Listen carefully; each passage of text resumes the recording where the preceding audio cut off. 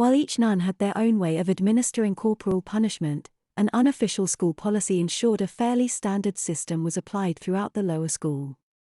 Floor mistresses invariably began with an extensive review of the culprit's misbehavior and a lengthy scolding.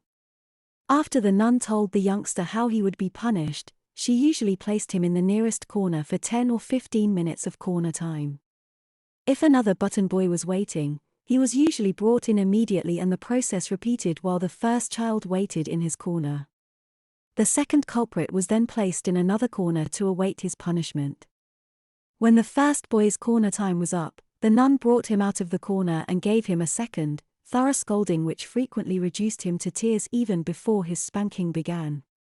She then placed him over her lap and administered a thorough correction designed to be remembered for the rest of the week. There was no exception to this basic rule.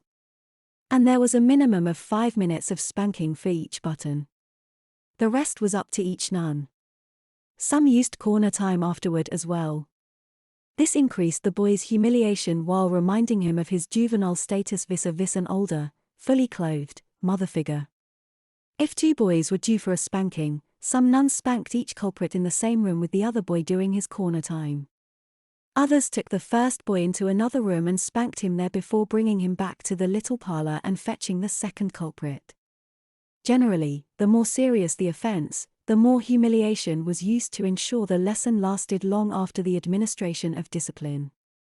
With 3-button offenses, spankings were always administered by the dorm mother. As with lesser offenses, extensive scolding and corner time were used, both before and after. 3-button punishments always began with 30 minutes of bare-bottom corner time followed by sound, 5-minute hand spanking, and another 10 minutes of corner time.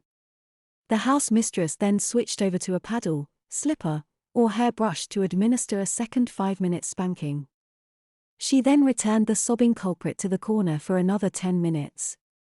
The punishment ended with a final 5-minute paddling, slippering, or hairbrushing followed by a half-hour of corner time.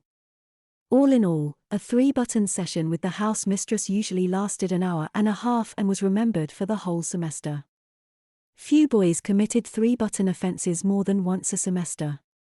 Though most boys managed to stay in place over the dorm mother's knee during a hand spankings, many lost control during the second and third installments of a 3-button punishment when the house mistress used a hairbrush or paddle.